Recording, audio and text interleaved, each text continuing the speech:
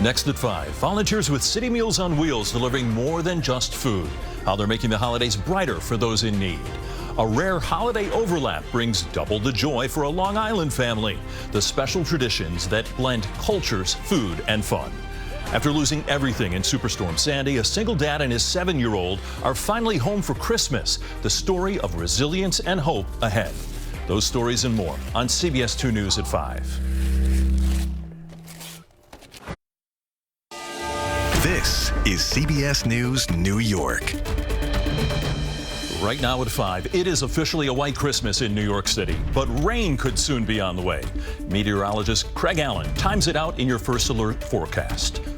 Also,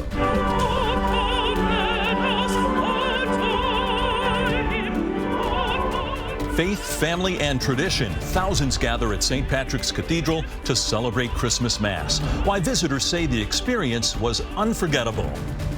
And hundreds gathered in Harlem for a Christmas celebration of food, gifts, and giving back. Good evening, I'm Tony Aiello. Some of you woke up to the first white Christmas in New York City in 15 years. The National Weather Service considers it a white Christmas if there's 1 inch or more of snow on the ground at 7 a.m. on Christmas morning. Well, the snow that fell Saturday didn't melt. The snow that fell on Christmas Eve, I should say, did not melt, leaving Central Park with 1 inch recorded.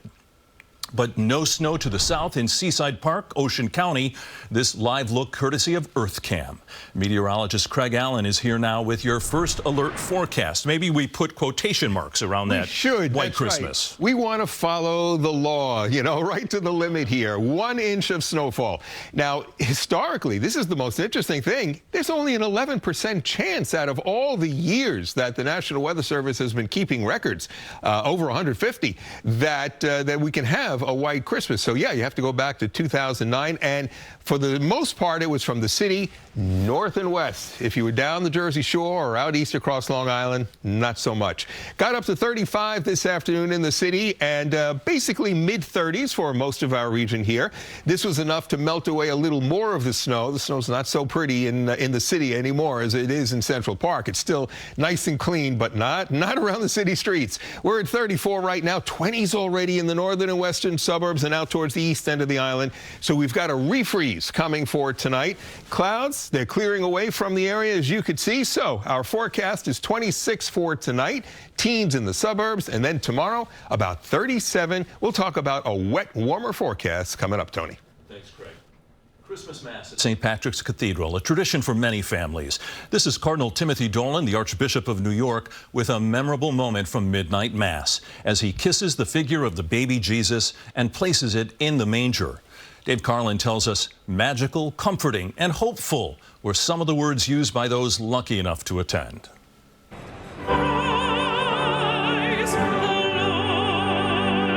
There's no place like home for the holidays. This home, overwhelmingly vast and beautiful, but also cozy and warm through faith. Marie Corcoran was moved by the music, the messaging, and more. It's inspiring. We are bonded by a faith that the baby whose birth we celebrate this Christmas morning happens to be the Savior of the world. This was the 10:15 a.m. Mass. Cardinal Timothy Dolan, the Archbishop of New York, was also at Midnight Mass, a tradition so popular advance tickets were required. The schedule after sunup provided multiple opportunities for the faithful to walk in and rejoice in the birth of Christ. This is first. It's like a tradition for us. Like every year we come and see the tree, and then we come to Mass, and then we go home and unwrap the gifts. We spoke to some who attended Mass who told us the grandeur of this place enhances faith and wonder. This cathedral is magnificent,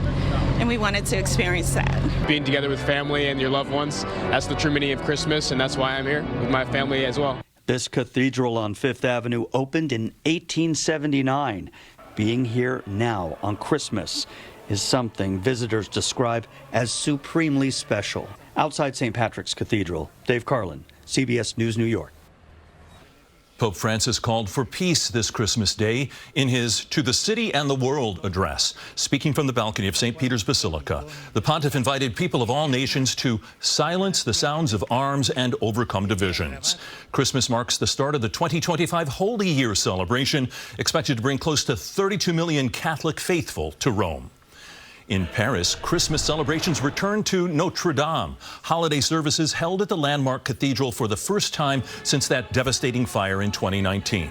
Following that fire, nearly $1 billion in donations came in from around the world to help restore the beloved cathedral, including more than $60 million from donors in the U.S. At the Jewish Children's Museum in Crown Heights, the community prepares for Hanukkah and tonight's lighting of the menorah. It's the festival of light, of love, the power of good over evil and light over darkness. The Maccabees, after they defeated the ancient Greeks, they came to light the menorah in the Holy Temple, and they couldn't find any olive oil, pure olive oil. And they finally found one jug, and it would have took them 8 days to find new oil. And the miracle was that the jug of oil lasted 8 days. The museum celebrates Hanukkah with child-friendly activities, including dreidel making and donut decorating. This holiday brings a religious rarity. The first night of the Jewish holiday of Hanukkah, which began at sundown, falls on Christmas Day this year. It is just the 5th time in the last 114 years that this has happened. And the reason is the dates only rarely line up because in the Hebrew calendar, months are based on cycles of the moon, while Christianity follows the Gregorian calendar based on the sun. I just think it's really important to give each one its due, not to sort of blend them together as in the term Christmaka, because I think that does harm to the uniqueness of each. But the proximity can actually lead all of us to understand more, to appreciate more about those who make up different faiths. The two holidays will overlap again in 2035. And coming up at 6, we'll chat with a family from Long Island who's celebrating both holidays this year. And tomorrow marks the first day of the week-long celebration of Kwanzaa. Kwanzaa was created in 1966 as a non-religious way for African Americans to reconnect with ancestral roots. It is celebrated each year from December 26th to January 1st. A candle lit each night on a 7-branch candelabra called the Kinara. And each day is dedicated to one of 7 principles: unity, self-determination, collective responsibility, cooperative economics, purpose, creativity, and faith. Gifts are often given to children. It has become an annual Harlem tradition, a toy and meal giveaway at the National Action Network's House of Justice. Hannah Klieger explains how faith leaders and city officials are spending the day giving back.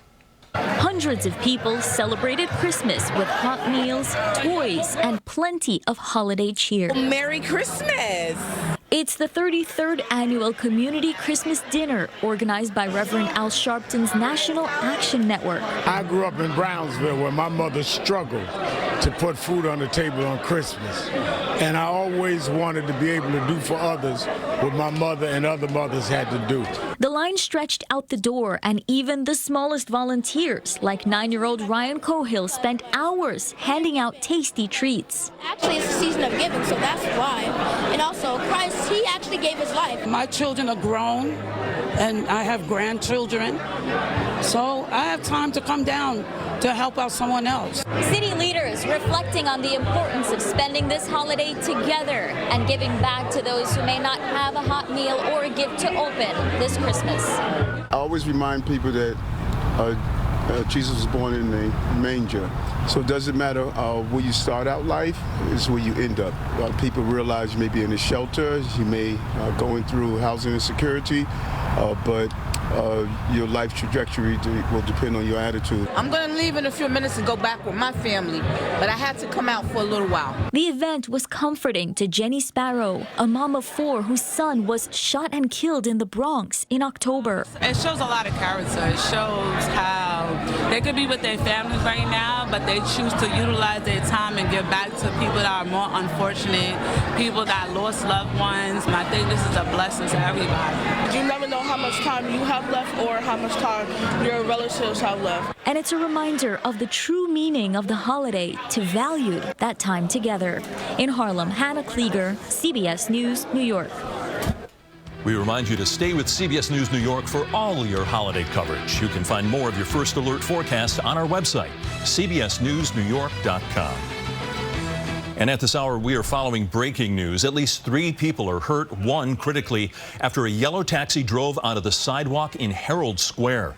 That's the scene there at 34th Street and 6th Avenue, right near the landmark Macy's store. This happened about an hour ago, right around 4 o'clock. The NYPD saying the people hurt were taken to nearby hospitals. Our Alicia Reed is on the scene and will have a live report at 6. And still ahead, a broken boiler leaves residents shivering through the holiday season. Every time you call the man to me, she's saying, oh, the heat is coming up there outside. I'll go downstairs and nobody is working. How they're making do and why repairs are still pending. The holidays can bring joy, but for those grieving, they can also bring pain. Hear from an expert on how to cope with grief and find peace this holiday season. And meteorologist Craig Allen returns with a look at your first alert forecast. Happy Hanukkah from all of us here at CBS New York. Some neighbors in a Harlem apartment building are spending Christmas gathered around their stoves and electric heaters just to stay warm after weeks of not having heat. They reached out to CBS News New York for help on Monday. Our Alan Devlin checked back in today to see if the residents are any closer to warming up. Residents here at 437 Manhattan Avenue say they're spending Christmas in the cold. There's no heat in their building. They allege it started about a month ago, but the problems with the boiler right down these steps has been going on for decades. The oven is still on because I'm getting ready to make some more pies. I never cut that off. An active oven is nothing out of the ordinary, but for Louise Simmon, it's doing more than baking pumpkin pies on Christmas Day. Heaters and burning stove and heat with water. Yes, that's how we keep them warm. Her building at 437 Manhattan Avenue in Harlem without heat for over a month. Her and all the other residents having to find ways to warm up as the temperature drops. I got one heater there, and I have one heater here that I use at night. CBS News New York was on site Christmas Eve and was told by building management repairs to the broken boiler causing the issue down in the basement would be finished on Christmas Day, providing heat for the residents. But when we visited, it was still jackets and open ovens for Simmons. You're not supposed to. I know, but how am I keep warm? I'm sleeping with clothes on. And this burns all night. And the heater. They say, we're going to fixing. We are fixing something, but always they fixing something and never coming the heating. Giovanni Mercado lives on the 7th floor, facing the same problem, relying on space heaters for comfort. It's a long time waiting. Long time. We knocked on the door residents identified as the live-in superintendent. Here on Christmas, nobody answered. We also contacted who residents identified as building management directly by phone and left a voicemail. Our text was read by the recipient, but again, no answer. We can see December just shot up. Ridiculously high. Under the tree for 437 this year, high electric bills and low morale. I have a lot of problems in my life. And this is one of them. It's so sad. In Harlem, Alan Devlin, CBS News, New York. Well, the city's Department of Housing Preservation and Development confirmed to CBS News New York they have conducted multiple investigations on site and found heating code violations as recently as December. They added that if the repairs aren't made soon, their emergency repair program will take over. And we want to go back to that breaking news. At least 3 people hurt in a crash in Herald Square. Let's get out live to Alicia Reed at the scene. Alicia, frightening because this is such a busy part of the city. Absolutely, Tony. We are in the heart of Herald Square. As you can imagine, tons of foot traffic in the area. And just about 4 o'clock this afternoon, police say this taxi jumped the curb and hit pedestrians that were in the area. You can see right here, the front fender is gone. The parts of the taxi is damaged. And what we're hearing is that those people were in the area right here on 34th Street when that taxi somehow lost control and came right onto the curb. Those 3 people were taken to the hospital. What we're hearing right now, at least 3 people were taken to the hospital. One of them right now critical. It's still a very active scene out here. Lots of police, EMS. We're hearing that there are street closures in the area because of this crash, and so people should avoid the area if they can, if they're driving in the area. There's still people walking around, and we did talk to a few people who were here when it happened. One woman who was injured, we spoke with her family, and they told us at one point there were people that were under the taxi that had to be pulled from under the taxi. We'll hear from them in a later newscast, but right now police do have the area under control. There are people that are still walking around, people that are still shopping, and as of now, what we can tell you is that police say they will keep an eye on this area. So if you are in the area, you need to get around, try to use another route because there will be street closures. That's the latest we have from here live at Herald Square. Alicia Reed, CBS News, New York. Alicia, thank you. The government in Kazakhstan says 38 people were killed when a passenger plane crashed in that Central Asian country today. 29 others reportedly survived. The plane was flying from Azerbaijan to Russia when it was diverted and tried to make an emergency landing. The president of Azerbaijan said it was too soon to speculate on the cause of the crash, but weather had forced the plane to change course. Russia's Civil Aviation Authority said preliminary information showed a bird strike may have led to an emergency on board. It is a season of joy, but sometimes happiness is in short supply. Grief and loss can be especially hard over the holidays. Many therapists say it's important to have strategies to cope. Is there a quiet place you can go? Is there a good friend or somebody you can lean on for support if you need it? Experts say let yourself feel all the emotions inside and remind yourself it's not going to feel this way forever. Britain's royal family blending public and private events as they celebrate Christmas. King Charles was joined by the Queen, Prince William, and Princess Catherine as they left a service on his Sandringham estate. Yesterday, Charles delivered his Christmas message, offering support to those who suffer. This Christmas Day, we cannot help but think of those for whom the devastating effects of conflict in the Middle East, in Central Europe, in Africa, and elsewhere pose a daily threat to so many people's lives and livelihoods. The king delivered the message from a church with links to the medical community, which is a break from tradition as the king and Princess Kate continue with their cancer treatment. So last night at St. Patrick's Cathedral was very special for me and my family. It was my honor to deliver the first reading during midnight mass. The people who walked in darkness have seen a great light. Upon those who dwelt in the land of gloom, a light has shone.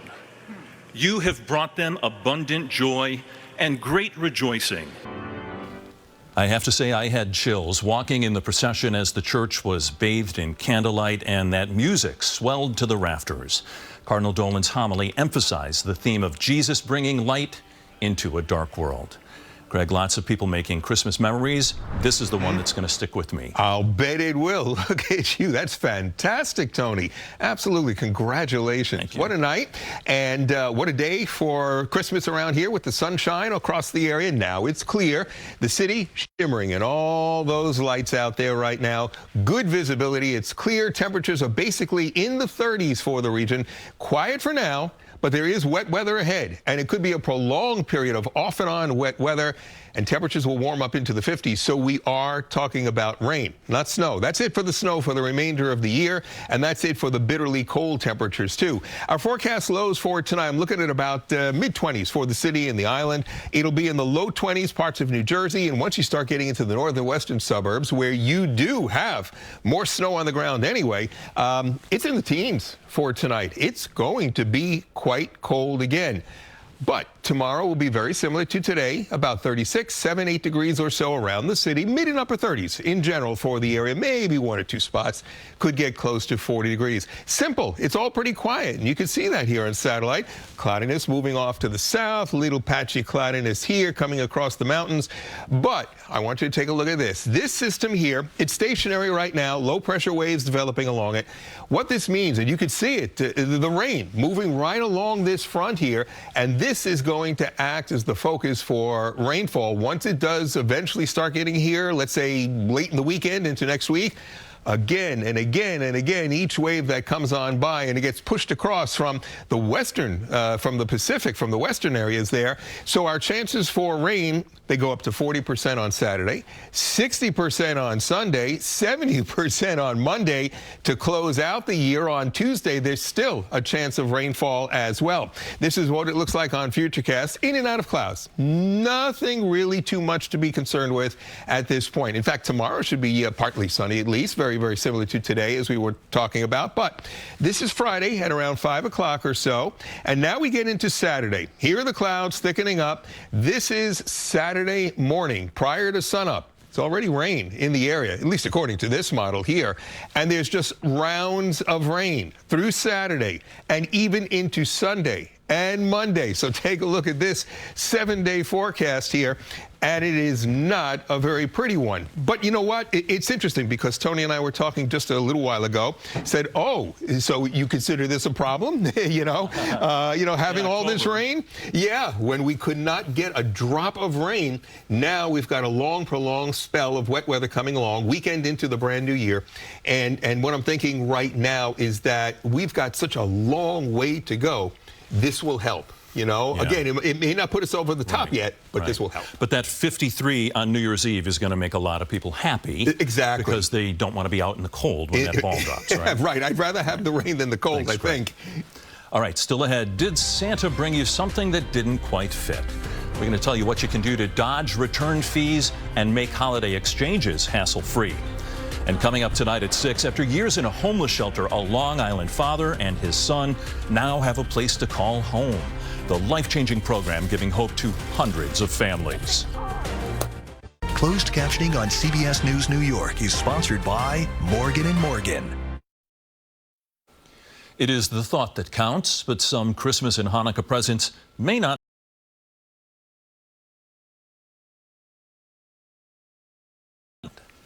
It's just so easy. Queen Stewart probably speaks for a lot of us. The mother of two does most of her shopping online, which means... So I'm going to the return. She's bound to send some of it back. I'm writing a description as to why this needs to go back. And hopefully I won't get a fee. More retailers are now charging return fees as online shopping has exploded since the pandemic, according to David Morin from logistics company Narvar. We are seeing about 20 to 25% more retailers on our platform charge for returns this year than last year. Abercrombie, J.Crew, Saks are some of the big names that have added fees specifically to ship returns back. Narvar estimates a $100 item could cost a retailer $32 to restock and resell. The good news, avoiding a fee can usually be as simple as taking it back to a physical store. And before you go, get a gift receipt. This makes returns or exchanges very quick, hassle-free. If you don't have a receipt, many stores will offer store credit or even a gift card instead. Stephanie Carls from Retail Me Not says it's also important to check the store's policy. Some retailers, like Apple, only allow returns on certain items until January 8th. Another tip is to keep items in the original packaging. Even if that item was a gift, having original packaging and tags increases your chance of getting that full refund or exchange. And if you are sending back a gift bought online, make sure you read the fine print and see if the retailer offers a free return label. I'm Justin Orwitz, CBS News, Philadelphia. The big Mega Millions jackpot getting even bigger. No winning tickets were sold for the $1 billion Christmas Eve jackpot. The grand prize is now up to an estimated $1.5 billion. The next drawing is Friday, and good luck. The odds of hitting the jackpot are just over 1 in 302.5 million. And we thank you for watching the news at 5 here on CBS News New York. I'm Tony Aiello. A special edition of Snapshot New York is next. From all of us here at the CBS Broadcast Center, Merry Christmas and Happy Hanukkah.